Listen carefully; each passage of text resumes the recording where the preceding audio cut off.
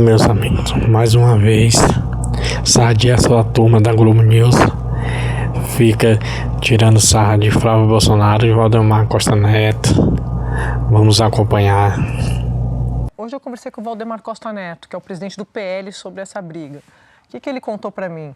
Ele disse que ele vai entrar em campo para tentar conter essa crise. Ele falou que ele vai aos Estados Unidos conversar com o Eduardo Bolsonaro, que ele vai conversar com o Nicolas para ajustar, fazer uns ajustes, que não interessa a ninguém essa briga. Aí, meu comentário aqui para vocês, interessa à esquerda, óbvio. Quanto mais eles brigarem, melhor. Assim, quando a esquerda está brigando, para a oposição é ótimo.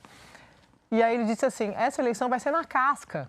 Não dá para ficar brigando. Então, assim, ele está fazendo o mesmo jogo do Flávio Bolsonaro. Assim, por favor, gente, sem confusão neste momento, vamos organizar a bagunça. Mas o Valdemar é parte do problema, é parte desse racha, né? Eu vou contar agora mais a parte da militância. Então, a militância defendia, no Rio de Janeiro, 2 candidatos a senador, Jordi e Hélio Lopes. O Valdemar, o PL, vetou. Não pode ser esses 2. Aí o Hélio Lopes diz assim, eu vou para Roraima, então, vou ser senador por Roraima. PL, e aí o PL leia-se Valdemar, veta. Então o Hélio fica sem legenda. Em São Paulo tem uma briga também. O PP já quer o Derrite para deputado federal, para ser puxador, e aí o bolsonarismo quer o Melo Araújo e o PL não quer. Em Santa Catarina, já houve uma intervenção com o Carlos Bolsonaro, que vai deixar de fora o Amin. E a Ana Campagnolo, que organiza o PL em Santa Catarina, diz o seguinte, não dá, a gente tem que apoiar o Amin, porque lá no interior, nas prefeituras, os vereadores, é tudo base do Amin. Como é que eu vou defender Carlos Bolsonaro? E a briga também tem a briga no Ceará, que a Michelle foi no Ceará e disse que o PL não ia apoiar o Ciro Gomes e sim o Girão. Enfim, onde... E tem o Distrito Federal ainda. Oi? E tem o Distrito Federal ainda. Conta aí do Distrito Federal, eu não tenho os nomes. A disputa entre você apoiar o Ibanez ou apoiar a procuradora... Agora Sim, bolsonarista é a procuradora. Então, o que está acontecendo é essa disputa pela nominata. E o Valdemar é visto como alguém aliado da Michelle. Mas o Valdemar não é... Aí vou fazer uma reflexão. O Valdemar não está fazendo o jogo do partido, que, assim, onde ele acha que tem mais chance. Então, mas ele é tão pragmático, né, conhecendo, assim, observando a política, que eu acho que é mais uma leitura de onde é que vai dar mais certo. Sim, então, menos a preferência e mais assim, onde é que tem mais chance de ganhar. Mas o bolsonarismo não aceita isso. Sim, entendi. Não aceita isso. Então, o que eu estou dizendo é que o Valdemar é parte do problema pelo seu pragmatismo. Ele faz uma nominata, né? Nominata é a relação de candidatos. Ele faz a nominata que ele acredita que tenha mais chance do que esses bolsonaristas. Então, hoje tem um núcleo que se radicalizou, Eduardo, Carlos e Paulo Figueiredo, de um lado, e de outro lado, Valdemar, Michelle, que é considerado um agente do Valdemar nessas articulações, e o Nicolas, que está virando um líder dessa direita, podendo fazer sombra a Bolsonaro. Então ele faz uma caminhada, e o nome da caminhada vira um movimento, que é Acorda Brasil.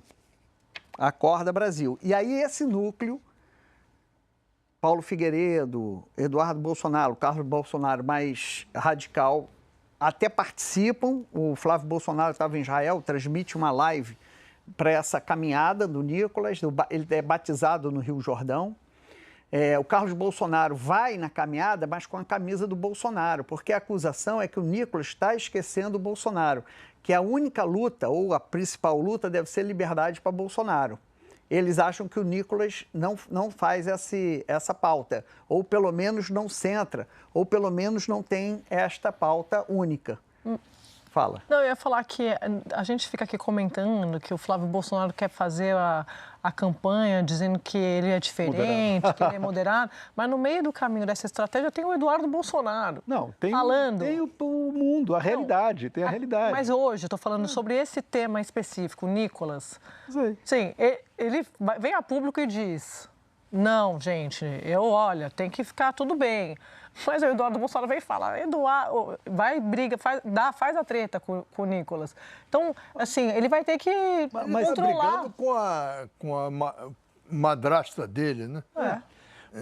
No fundo, ele está brigando com a Michelle, que sempre foi a grande confusão ali na família, né? Foi o destaque que a Michelle está tendo, inclusive nos palanques e entre os evangélicos, por exemplo. Sim.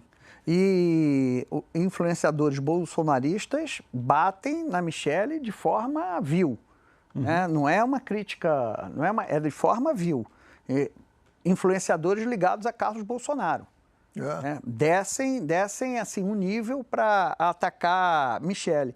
E só para esclarecer, essa briga é porque o Nicolas está sendo acusado de impulsionar perfis críticos a Bolsonaro.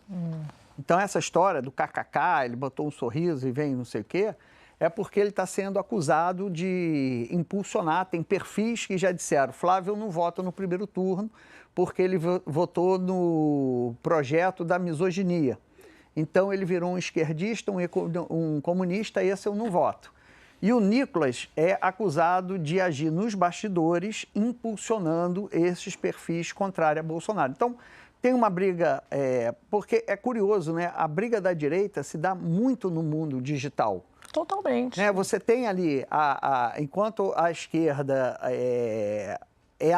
as alianças e divergências são analógicas, essa direita, a extrema-direita, elas resolvem as diferenças dela no campo digital. Então, se você olhar, acompanhar o campo digital, você vai entender, por exemplo, né, o papel de cada um. E o Valdemar já é atacado. O Valdemar já é acusado de ser centrão, de estar tirando... O Valdemar é analógico e pragmático. Pragmático, é isso. Sadi, mas tem... É da ala que prefere, dinheiro, né? que prefere a Tereza Cristina, toda aquela discussão que a gente fez ontem. Depois o Zema ontem divulgou uma nota dizendo que ele é candidato à presidência. Aí a turma do Flávio me diz, faz parte do jogo e não sei o quê.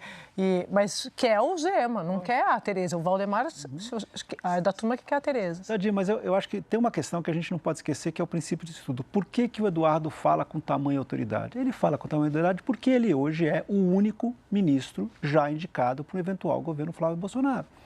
Se o Flávio não tivesse dito, o meu irmão será o chefe das relações exteriores do meu governo, o Flávio era um irmão que está lá falando. Não, ele é hoje a única pessoa que o Flávio autorizou como futuro ministro. Ele deu esse papel, ele deu esse tamanho. Ele podia não ter dado, ele decidiu dar. No momento que ele decide, como né, o moderado, coloca o cachorro louco para ser o seu chefe da Itamaraty, ele dá ao Eduardo Bolsonaro o papel de porta-voz respeitado dentro dessa história. Então, tipo, ele tá colhendo o que ele plantou. Ele né? talvez pensasse que ele se acalmaria, que o Eduardo se acalmaria com essa nomeação. Não sei, talvez sim, mas o fato é que não entender. Porque tudo que a gente está assistindo agora é muito... Você falou, Merval, que é uma repetição de todos aqueles diálogos do Eduardo com o pai. Quer dizer, assim, tipo, é o ciúme, eu não estou aparecendo demais, eu não sei o quê... Você é muito moderado, você está dando espaço para o Tarcísio. Gente, eu já falei que assim, Otávio, escolhe uma cobertura que você queira fazer. Eu escolheria Amigo Oculto do Natal da família Bolsonaro. Enfim, eu falo que é o que... Deve ser um negócio assim, porque é briga por tudo, né? Briga por tudo. E aí, nesse racha, você tem um duelo da militância que cobra gratidão. Pô, o Nicolas está sendo ingrato, recebeu o apoio do Eduardo Bolsonaro. Isso. E no outro lado, uma militância que já está rachada, que diz assim, pô, a família Bolsonaro só pensa nela. Não pensa na direita, não pensa no país, não pensa em mais ninguém. Mas tem eu concordo, mas tem um problema com essa avaliação dessa turma, que as pesquisas estão mostrando que o Flávio tem... Viabilidade. Então, até esse discurso, e eu sempre digo isso, que tem adorava aquele seriado Keeping Up com as Kardashians. Kardashians, É Keeping Up do Bolsonaro. Você quer saber o que... realmente, é muita confusão. Mas tem uma coisa para mim que é muito impressionante, que é a ciumeira do Eduardo Bolsonaro com outras lideranças da direita. Isso. Então, a gente já mostrou aqui ele brigando com o pai por causa do Tarcísio. Isso, exatamente. Naqueles apps. Aí ele falando da Michelle. Isso.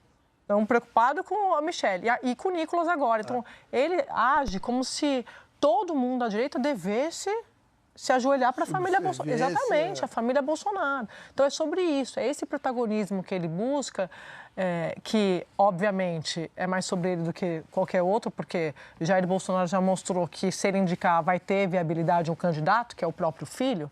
Então, acho que, neste momento, o problema maior da família é o Eduardo. Michelle vai sair para o Senado, pelo que eu entendo, não está comprometida ainda com a campanha do Flávio, pode ser que isso aconteça mais para frente, mas hoje você não tem esse compromisso. Quem está muito preocupado mesmo com tudo é o Eduardo. Os outros estão tocando a vida, tentando se adiantar na eleição. E a gente tem que lembrar que no início do governo do Bolsonaro, o que esses filhos arranjaram de confusão com os ministros indicados, o Bebiano saiu por causa de uma intriga do Carlos com o pai, né? Depois da facada. E vários outros foram sendo... O Santos Cruz. o Santos Cruz. O próprio por causa dos filhos. general Heleno, quando houve aquela apreensão de cocaína no avião da FAB, o Carlos Bolsonaro culpou o general Heleno. E depois... O porta-voz da... General. Era o Santa Cruz, não era? Não. Rego. Rego, exatamente. Era Rego. Era até Otávio, acho que era meu xará. Fernando Rego Barros. O porta-voz, general Otávio. O Valdo vai se lembrar. Oi? Rego Barros. Fernando Rego Barros. Fernando Rego Barros, meu xará assim distante. General. Como eu disse, como eu afirmei. Como você não ouviu, deixa... O Castelinho, Carlos Castelo Branco, quando o Castelo Branco General foi nomeado presidente, aí perguntaram, Castelo, é teu parente? Disse, longe, mas está se aproximando. É você, né? É isso. Fala, Valdinho. Não, André, para uma candidatura que estava até há pouco ali viajando no cruzeiro, né, tranquilo, sem turbulência, bem assim, sem obstáculos, sem ninguém atacando Flávio Bolsonaro, surge o primeiro fogo amigo, né, de dentro do próprio grupo, né? E o problema principalmente aí não é Eduardo, né? Você conversa Eduardo com o Nicolas, é ruim, esse ruído é péssimo, mas é a visão de que Nicolas está se associando a Michelle para minar Eduardo Bolsonaro, para minar Flávio Bolsonaro, né? Então isso é que preocupa mais ainda o candidato à presidência da República pelo PL, escolhido pelo pai, de que poder ter uma associação entre Michelle e Nicolas para esvaziar o filho que está nos Estados Unidos e o filho que é candidato. Então, isso aí vai ter que ser arbitrado pelo ex-presidente Jair Bolsonaro. Até agora, pelo visto, ele não arbitrou, não quis ali se indispor com a mulher, né?